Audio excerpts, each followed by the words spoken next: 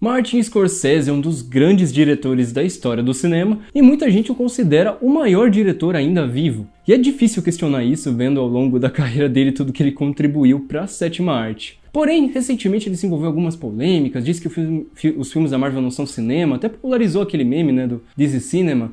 E nesse ano de 2023 ele volta para trazer, mesmo com seus 80 anos de idade, mais um filme. E aí, Scorsese, será que isso é cinema?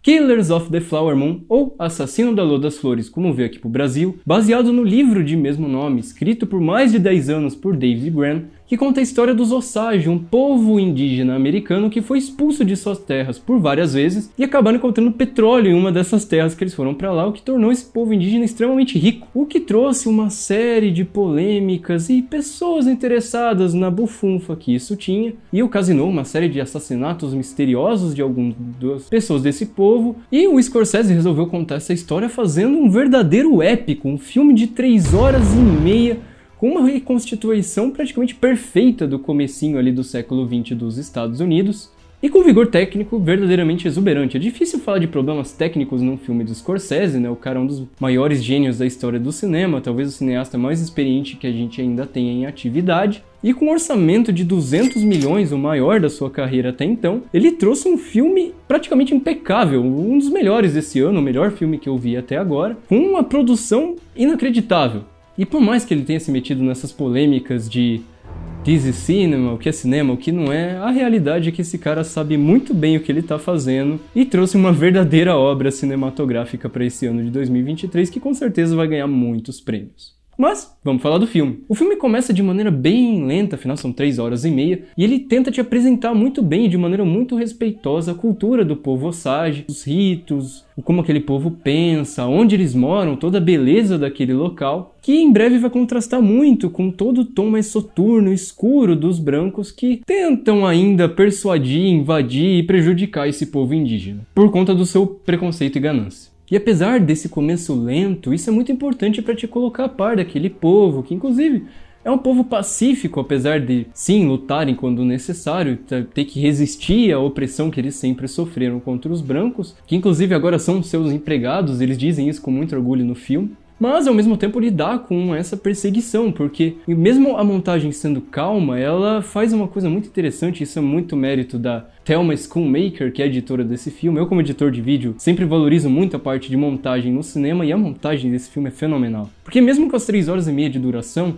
sempre que a trama tá começando a ficar calma demais, ele te surpreende cortando pra algo extremamente chocante, que é uma característica do Scorsese, mas sem a vanglorização que ele geralmente coloca nos seus filmes de máfia. É uma violência muito sóbria, muito limpa, muito insensível de certa forma, é só um pá! Ai! Chocante, assim, que você não tava esperando uma cena calma, e ele mistura isso com fotos das pessoas, relatos, injustiças, questionamentos. É um filme pesado, você sente assim... Você se sente triste vendo o filme, com a maneira que as coisas acontecem, a frieza com que esse povo foi tratado e a injustiça, porque por serem povos indígenas, a justiça, os policiais da época não estavam se portando tanto e as investigações demoraram muito para começar a acontecer, e só porque esse povo ainda lutou lá em Washington para conseguir que isso acontecesse. Tanto que a investigação de fato só vai acontecer na hora final do filme. Mas até chegar na investigação a gente tem uma brilhante construção daquele universo, quem são os brancos, quem são os personagens, onde eles vivem, a cultura daquele lugar. E a iniciativa, o começo das injustiças e você vendo que na verdade nem tudo ali é verdadeiro e que na verdade sempre tem alguém por trás. E o Scorsese faz isso muito bem, a trama desse filme é muito instigante porque você nunca sabe exatamente o que cada personagem está pensando. O roteiro é muito esperto de não te contar as coisas, muitas vezes ele só deixa a câmera ali no lugar... Você tem que interpretar o que aquilo significa e lá na frente você ganha um novo significado. Ele não fica te explicando o que está acontecendo, então você está prestando atenção, pegou, não pegou, o filme vai para frente. O que é muito positivo para um filme de 3 horas e meia, porque se ele ficasse repetindo, explicando as coisas o tempo todo, ficaria assim um filme maçante, porque apesar da longa duração e da brilhante direção, esse não é um filme lento. Sim, ele tem partes lentas, como eu falei, o começo para introduzir cada coisa, mas... é o tempo necessário para você absorver aquilo e para que lá na frente, quando as coisas começarem a acontecer de maneira mais impactante, mais rápida, você sinta o impacto. Então a trama não fica arrastada, as coisas levam o tempo que tem que levar para acontecer. Isso é mérito, novamente, da direção do Scorsese e da sábia edição da Thelma Schoonmaker, que é muito experiente. Somado a isso, a gente tem as brilhantes atuações, tanto do Robert De Niro quanto do Leonardo DiCaprio, e da grande revelação desse filme, que é a Lily Gladstone, uma atriz que eu não conhecia, e que tem um trabalho incrível, e que ressalta muito bem essa questão do mistério que eu falei, as intrigas. O filme não dá muitos detalhes sobre as coisas, você tem que ir pescando, e muito disso parte da atuação desses atores que te deixa em dúvida o tempo todo sobre o que eles realmente querem, quem eles realmente são, se eles gostam ou não de certo personagem, se o que ele está fazendo é verdadeiro ou não. E nisso a gente tem o Robert De Niro, que já é um ator extremamente experiente, com uma parceria imensa com o Martin Scorsese, trazendo novamente mais um dos seus grandes trabalhos, que provavelmente vai ser conhecido na academia. É difícil falar que ele vai ganhar o Oscar de melhor ator, tá muito cedo, e ele é um ator que já tem 2 Oscars. A gente sabe que o Oscar é muito mais sobre campanha do que sobre qualidade em si, mas é uma grandiosa atuação de um personagem extremamente manipulativo, dúbio, que te faz carinho com uma mão e te apunhala nas costas com outra sem que você perceba. E é um personagem muito interessante que você vai amar, odiar, porque você vai admirar a brilhante performance do Robert De Niro, mas ao mesmo tempo vai odiar tudo que o personagem dele faz, que é um dos vilões mais frios e cruéis que a gente tem no cinema, e infelizmente é um cara que viveu na vida real e que de fato fez essas coisas terríveis. Em contraste ao Robert De Niro, a gente tem o Leonardo DiCaprio, que é outro grande ator que também já tem uma longa parceria com Martin Scorsese, trazendo mais umas de suas grandes atuações, e dessa vez fazendo um personagem que eu nunca vi ele fazendo, que é um cara completamente estúpido e ignorante de certa forma. Ele é muito burrão, e o que o personagem do Robert De Niro é extremamente manipulativo, o do DiCaprio é completamente manipulável, que é o Ernest Burkhardt, acho que é assim que fala o nome dele na vida real, que entra em relacionamento com a Molly, que é a personagem da Lily Gladstone, que pra mim tem a melhor atuação do filme. É lógico que muita gente vai lembrar do De Niro, muita gente vai lembrar do DiCaprio, mas ela faz uma coisa que eu acho muito mais difícil, que ela atua nos detalhes, porque a personagem dela é muito introspectiva. É muito fácil a gente notar uma atuação quando ela é exagerada, o Joaquin Phoenix em Coringa, por exemplo, mas ela faz algo muito sutil. Às vezes ela tem uma personagem muito silenciosa, ela prefere observar as coisas, pensar, porque ela tem uma personagem muito poderosa, muito inteligente.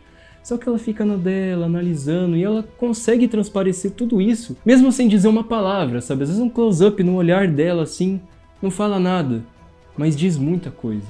E isso também é uma grande sabedoria do próprio Martin Scorsese, que sabe precisamente a hora de jogar a câmera na cara do ator e deixar que a reação diga tudo sem precisar dizer nada. Então como eu falei, é uma aula de cinema esse filme, é um conjunto de boas coisas, uma boa edição, uma boa filmagem, boas atuações, e junto disso ainda tem a trilha sonora do filme, que é fenomenal. Aquilo te dá uma tensão tremenda, porque às vezes ela entra com umas batidas de tambores que lembram batidas de coração, mesmo nos diálogos que parece que não tá acontecendo nada, e aquilo te deixa atento, te deixa aflito, porque sempre dá essa sensação de que algo ruim vai acontecer, ou de que tem algo acontecendo que você não tá percebendo. Justamente por esse fator manipulativo de alguns personagens, você se sente manipulado. Até porque muitas vezes o Martin Scorsese te coloca nessa posição de se sentir manipulado, que ele coloca a sua perspectiva, ele te bota pra baixo, você se sente observado por essas pessoas que estão interessadas ali no dinheiro do povo Osage, né? Porque, como eu falei, ele gasta bom tempo do filme pra mostrar a cultura, pra que você simpatize com esse povo. E de certa forma a gente vê a trama andar da perspectiva deles, que são os verdadeiros donos dessa terra. E isso é fenomenal, e o Scorsese sabe filmar muito bem, sabe? Os momentos de tristeza, ele botar o personagem na situação mais baixa que ele pode estar, encurralado, perdido. Isso transmite muito bem pra você, e como eu falei, é um filme brilhante. E tudo isso ressaltado por essa trilha sonora extremamente tensa, que provavelmente vai ser lembrada nas grandes premiações. Na verdade, eu acho que junto com Oppenheimer, Assassinos da Lua das Flores e Oppenheimer são os grandes, não ganhadores, mas indicados do Oscar. Provavelmente vão estar em todas as categorias: fotografia, figurino, melhor montagem, melhor direção, melhor filme, melhor roteiro adaptado, melhor ator, atriz, ator coadjuvante. Vai estar todo mundo indicado, isso é certeza. Agora ganhar é difícil, porque tem muitos filmes ainda pra vir. Os filmes do Oscar geralmente saem no final do ano. E também tem aquela questão das campanhas. O Oscar não é só sobre qualidade, muitas vezes é muito mais sobre a pessoa que investe mais no filme. Mas ainda assim, eu acho que esse filme, pela qualidade totalmente fora da curva, sabe? Ver um filme de Scorsese é muito diferente pra gente que gosta de cinema. Se você assiste, você sente que é diferente. A maneira que ele conduz a história,